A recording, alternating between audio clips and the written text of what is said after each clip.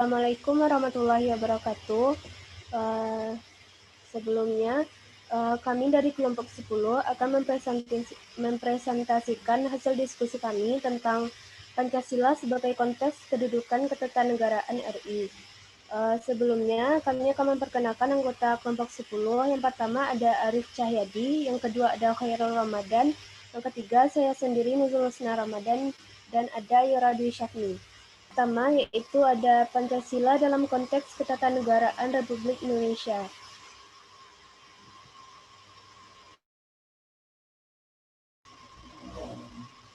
Menurut KBBI, Tata Negara adalah seperangkat prinsip dasar yang mencakup peraturan susunan pemerintah, bentuk negara, dan sebagainya yang menjadi dasar peraturan suatu negara, ketatanegaraan segala sesuatu mengenai negara. Menurut hukumnya, tata negara adalah suatu kekuasaan sentral yang mengatur kehidupan bernegara yang menyangkut sifat, bentuk, tugas negara, dan pemerintahannya, serta hak dan kewajiban para warga terhadap pemerintah atau sebaliknya.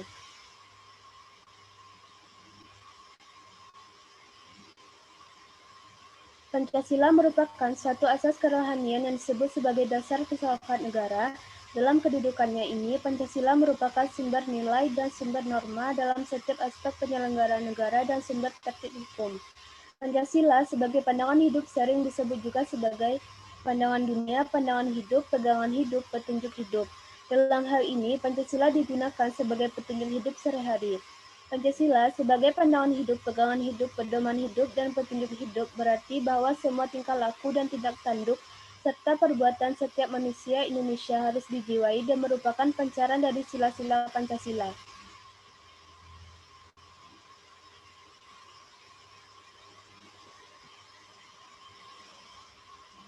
Selanjutnya yaitu Pancasila sebagai dasar negara merupakan satu asas kerohanian dalam ilmu kenegaraan. Pancasila merupakan sumber norma dalam setiap aspek penyelenggaraan negara, maka dari itu, semua peraturan perundang-undangan serta penjabarannya berdasarkan nilai-nilai Pancasila. Pancasila dalam konteks ketatanegaraan Republik Indonesia adalah pembagian kekuasaan lembaga tinggi negara, hak dan kewajiban keadilan sosial dan lainnya diatur dalam Undang-Undang Dasar Negara. Pembukaan Undang-Undang Dasar 1945 dalam konteks ketatanegaraan memiliki kedudukan yang sangat penting, merupakan status fundamental norm dan berada pada hukum tertinggi di negara Indonesia. Selanjutnya yaitu B. Pengertian, kedudukan, fungsi, dan sifat Undang-Undang Dasar 1945.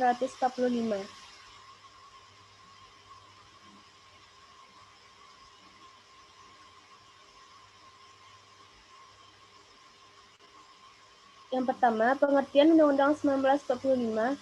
Dalam penjelasan umum Undang-Undang Dasar 1945 Angka 1 dinyatakan bahwa Undang-Undang Dasar suatu negara ialah hanya sebagian dari hukum dasar negara itu. Undang-Undang Dasar ialah hukum dasar yang tertulis, sedang di sampingnya Undang-Undang Dasar itu berlaku juga hukum dasar yang tidak tertulis ialah aturan-aturan dasar yang timbul dan terpelihara dalam praktek penyelenggaraan negara meskipun tidak tertulis, ialah aturan dasar yang timbul dan terpelihara dalam praktek penyelenggaraan negara meskipun tidak tertulis.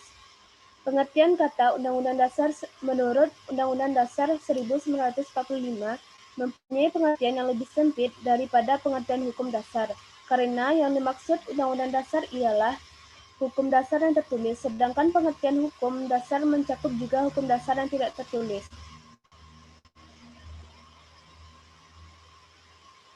Di samping istilah Undang-Undang Dasar, dipergunakan juga istilah lain yaitu konstitusi.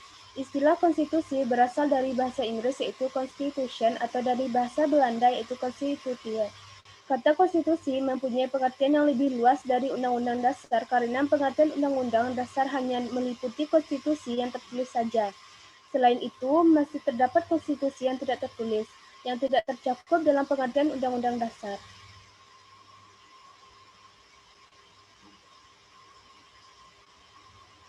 Selanjutnya yaitu materi akan dibacakan oleh Harif.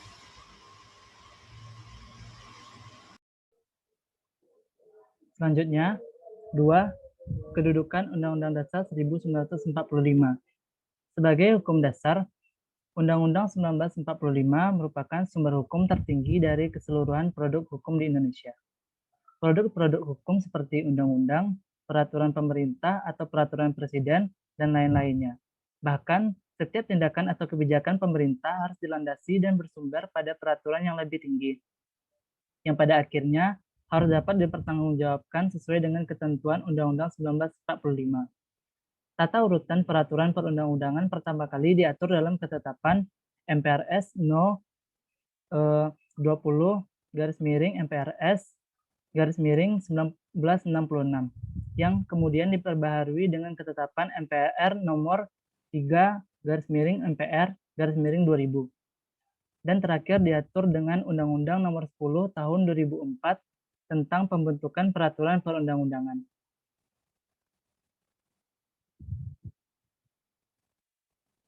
Dalam pasal 7 diatur mengenai jenis dan hierarki peraturan perundang-undangan, yaitu adalah sebagai berikut. 1. Undang-Undang Dasar Negara Republik Indonesia tahun 1945. 2. Undang-undang atau peraturan pemerintah pengganti undang-undang. 3. Peraturan pemerintah. 4. Peraturan presiden. 5. Peraturan daerah. Peraturan daerah meliputi peraturan daerah provinsi yang dibuat oleh Dewan Perwakilan Rakyat Daerah Provinsi bersama dengan Gubernur. 7. Peraturan daerah kabupaten atau kota dibuat oleh perwakilan daerah tingkat kabupaten atau kota bersama bupati atau wali kota. 8. Peraturan desa, peraturan yang setingkat dibuat oleh Badan Perwakilan Desa atau nama lainnya bersama dengan kepala desa atau nama lainnya.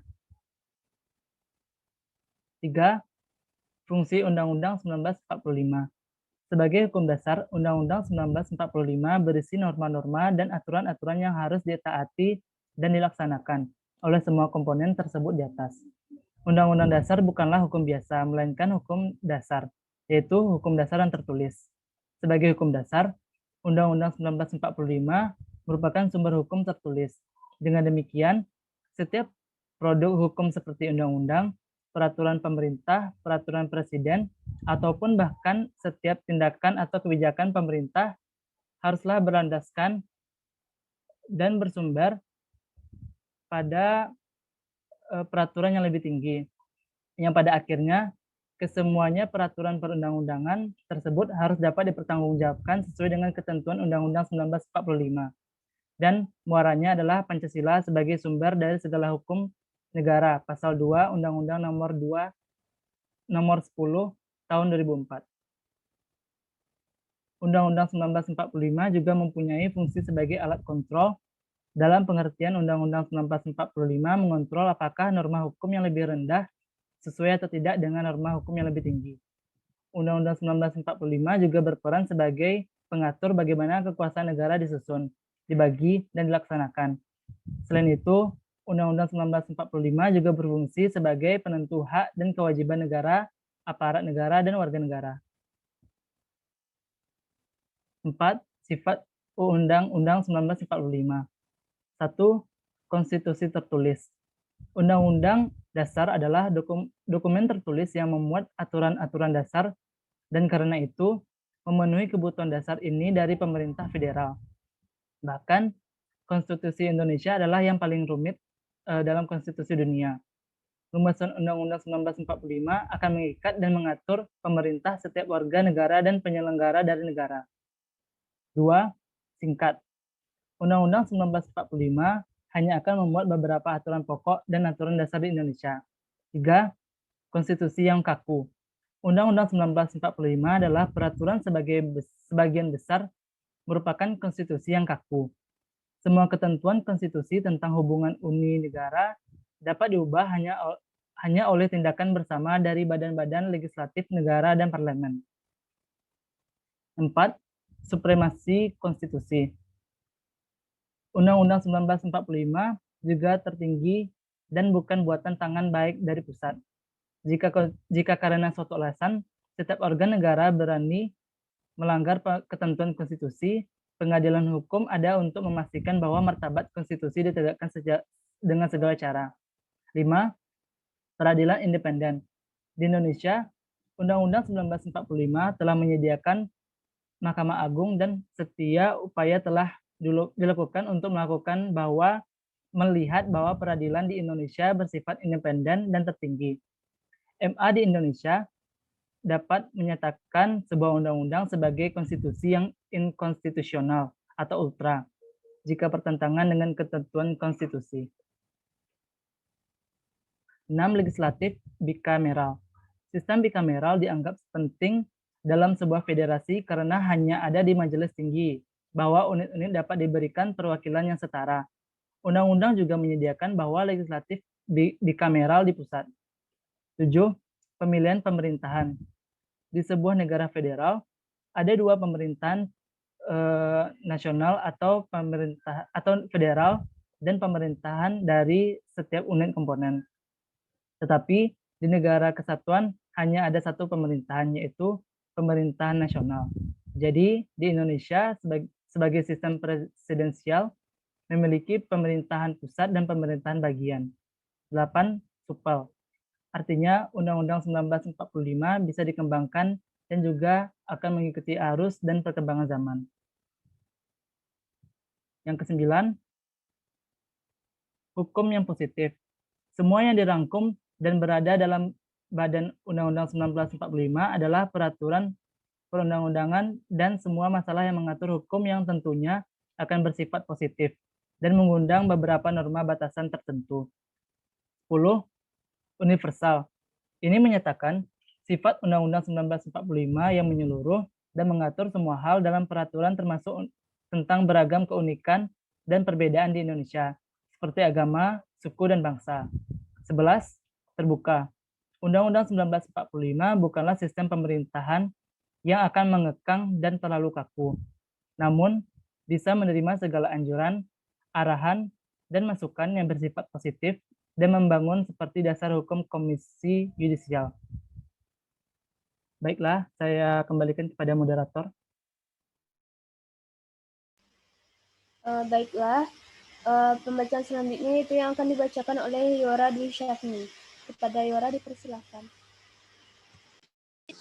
Baik, saya akan membacakan tentang pembukaan Undang-Undang 1945 dan makna pembukaan Undang-Undang 1945. Next. A. Pembukaan Undang-Undang 1945. Pembukaan Undang-Undang Negara Republik Indonesia. Pembukaan Undang-Undang Dasar Negara Republik Indonesia tahun 1945. Bahwa sesungguhnya kemerdekaan itu ialah hak segala bangsa. Oleh sebab itu, maka penjajahan di atas dunia harus dihapuskan, karena tidak sesuai dengan peri kemanusiaan dan peri keadilan. Dan perjuangan pergerakan kemerdekaan Indonesia telah sampailah kepada saat yang berbahagia, dengan selamat sentosa, menghantarkan rakyat Indonesia ke depan pintu gerbang kemerdekaan negara Indonesia, yang merdeka, bersatu, berdaulat, adil, dan makmur. Atas berkat rahmat Allah yang Maha Kuasa dan dengan didorongkan oleh keinginan luhur supaya berkehidupan kebangsaan yang bebas, maka rakyat Indonesia menyatakan dengan ini kemerdekaannya. Kemudian daripada itu, untuk membentuk suatu pemerintahan negara Indonesia yang melindungi segenap bangsa Indonesia dan seluruh tumpah darah Indonesia, dan untuk memajukan kesejahteraan umum, mencerdaskan kehidupan bangsa, dan ikut melaksanakan ketertiban dunia yang berdasarkan kemerdekaan, perdamaian abadi, dan keadilan sosial.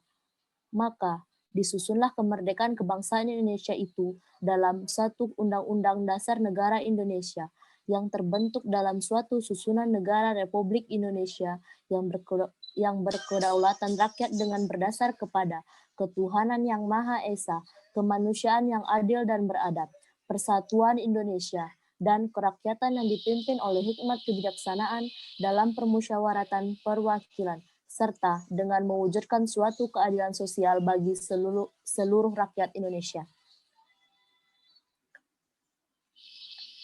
Yang B. Makna pembukaan Undang-Undang 1945. Alinea pertama. Dalam alinea pertama, ini terdapat suatu pernyataan yang bersifat umum, yaitu suatu hak kemerdekaan setiap bangsa di dunia. Kemerdekaan dalam pengertian ini bukanlah kemerdekaan individualis atau liberalis, namun merupakan suatu kemerdekaan bangsa. Kemerdekaan tersebut merupakan suatu hak kodrat, yaitu hak yang melekat pada kodrat manusia dan bukanlah hak hukum, sehingga disebut juga sebagai hak kodrat dan hak moral. Berdasarkan ilmu logika, maka pernyataan pada alinea pertama ini merupakan suatu premis mayor atau pernyataan yang bersifat umum. Alinea kedua, pernyataan dalam alinea kedua ini menurut ilmu logika merupakan suatu premis minor atau yang bersifat khusus. Kemudian kemerdekaan tersebut dijelmakan dalam suatu negara, yaitu negara merdeka, bersatu, berdaulat, adil, dan makmur. Alinea ketiga, sebagai suatu konsekuensi, maka bangsa Indonesia menyatakan kemerdekaannya itu atas kekuatan sendiri yang didukung oleh seluruh rakyat Indonesia. Demikian pula merupakan suatu tindakan yang luhur dan suci, kereta melaksanakan dan merealisasikan hak kodrat dan hak moral akan terwujudnya kemerdekaan. Keseluruhannya itu hanya mungkin terwujud karena atas karunia dan rahmat Tuhan Yang Maha Esa. Menurut ilmu logika, pernyataan dalam alinea ketiga ini merupakan suatu konklusio atau merupakan suatu kesimpulan. Alinea keempat, semua asas yang terdapat dalam alinea 1, 2, dan 3 tersebut pada hakikatnya merupakan suatu asas pokok bagi alinea keempat, atau merupakan konsekuensi logis, yaitu isi alinea 4 merupakan tindakan lanjut dari alinea sebelumnya. Isi yang terkandung pada alinea keempat yang merupakan konsekuensi logis atas kemerdekaan yaitu meliputi pembentukan pemerintahan negara yang meliputi 4 prinsip negara, yaitu yang pertama tentang tujuan negara, yang tercantum dalam kalimat melindungi segenap bangsa Indonesia dan seluruh tumpah darah Indonesia, dan untuk memajukan kesejahteraan umum, mencerdaskan kehidupan bangsa, dan seterusnya, yang merupakan suatu tujuan khusus dan ikut melaksanakan ketertiban dunia yang berdasarkan kemerdekaan, perdamaian abadi, dan keadilan sosial, merupakan tujuan umum atau internasional. Yang kedua ada tentang hal ketentuan. Diadakannya undang-undang negara yang berbunyi, maka disusunlah kemerdekaan kebangsaan Indonesia itu dalam suatu undang-undang dasar negara Indonesia. Dan yang ketiga, tentang hal bentuk negara, yang termuat dalam suatu pernyataan yang terbentuk dalam suatu susunan negara Republik Indonesia yang berkedaulatan rakyat.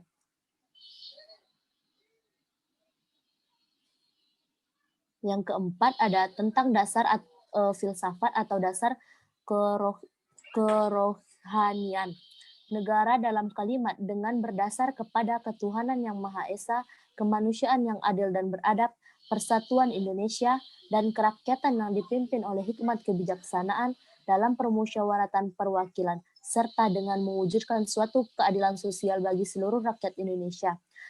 Seluruh isi yang terdapat dalam alinea keempat tersebut pada hakikatnya merupakan suatu pernyataan tentang pembentukan pemerintahan negara Republik Indonesia yang berdasarkan Pancasila.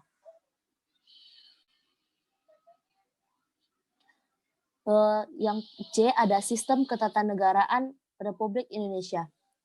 7 kunci pokok sistem pemerintahan negara Republik Indonesia. Yang pertama, Indonesia adalah negara yang berdasarkan hukum. Negara Indonesia adalah negara yang berdasar hukum, tidak berdasarkan kekuasaan. Artinya, setiap tindakan harus berlandasan hukum, sehingga dapat dipertanggungjawabkan secara hukum, dan tekanan yang dilakukan terhadap hukum juga berarti terhadap kekuasaan. Ciri-ciri negara berdasarkan hukum dan arti material adalah sebagai berikut. Yang pertama adanya pembagian kekuasaan dalam negara Undang-Undang 1945 pasal 2 ayat 1, 4, 5, 19, 20, 23E, dan 24, 24A, C, dan pasal-pasal lainnya sampai amandemen keempat. Yang B, diakuinya hak asasi manusia yang tertuang dalam konsekuensi peraturan perundang-undangan Undang-Undang 1945 pasal 27, 28, 28A, 28J, 29 ayat 2, dan 31 ayat 1. Yang selanjutnya saya kembalikan kepada moderator.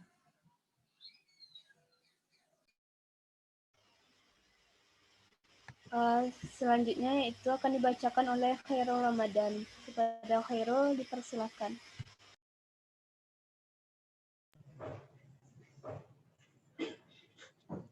Ciri-ciri negara berdasarkan hukum dalam artian material sebagai berikut. A. Adanya pembagian kekuasaan negara. UUD 1945 pasal 2 ayat 1 ayat 4, 5, 9 pasal 2 ayat 1, pasal 4, pasal 5, pasal 19, pasal 20, pasal 23E dan pasal 24, pasal 24A sampai C dan pasal-pasal lain sampai amandemen keempat. B. Diakuinya hak asasi manusia yang tertuang dalam konstitusi dan peraturan perundang-undangan, yaitu Undang-Undang Dasar 1945 pasal 27, pasal 28, pasal 28A sampai 28J, pasal 29 ayat 1 dan pasal 31 ayat 1. C.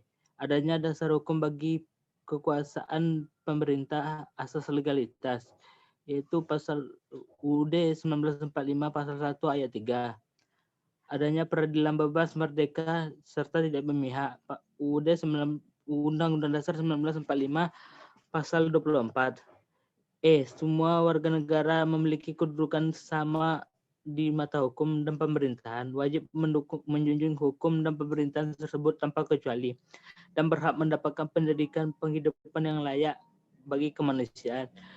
Tertuang dalam pasal Undang-Undang Dasar 1945 pasal 27 ayat 1 dan 2.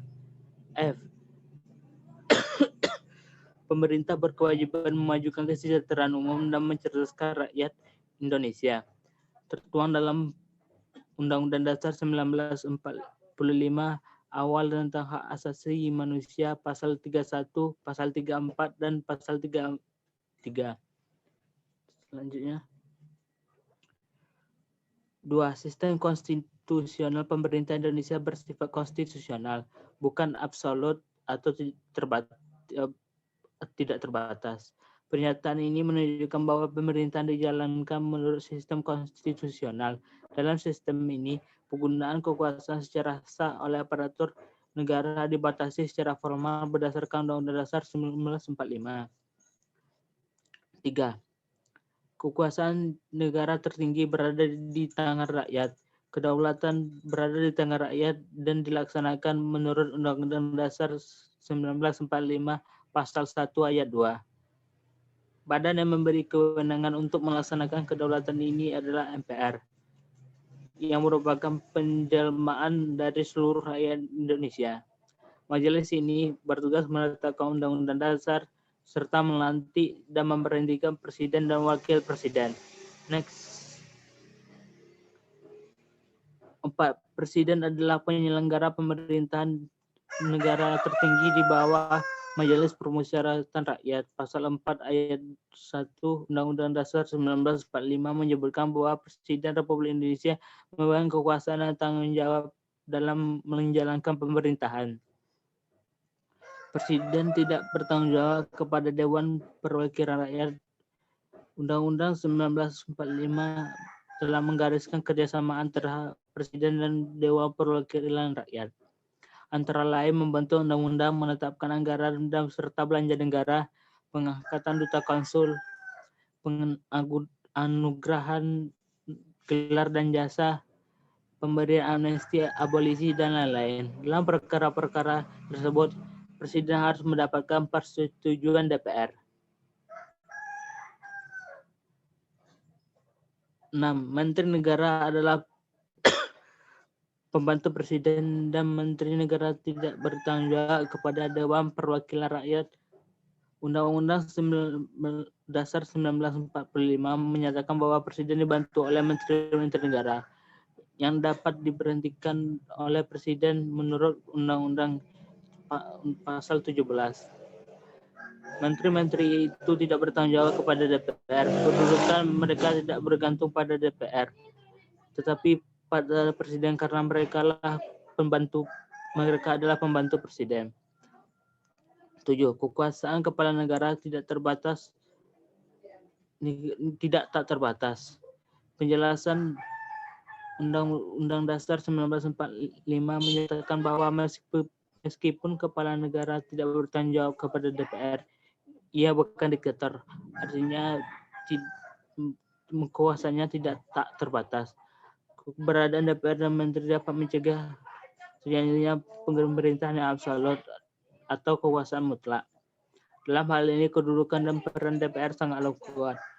Karena selain tidak dapat dibubarkan oleh Presiden, dia juga berwenang mengajukan usul persetujuan pembentukan undang-undang maupun penetapan anggaran dan belanja negara.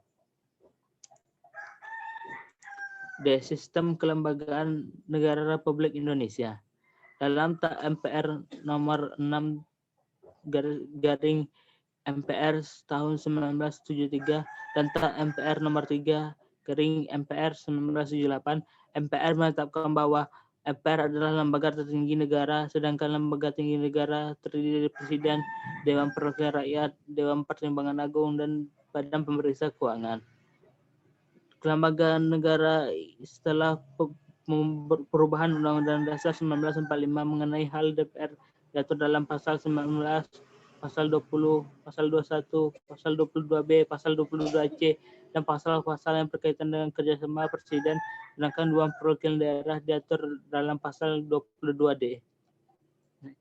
BPK mempunyai tugas khusus memeriksa keuangan negara dan kemudian hasilnya dilaporkan kepada DPR, DPD, dan DPRD.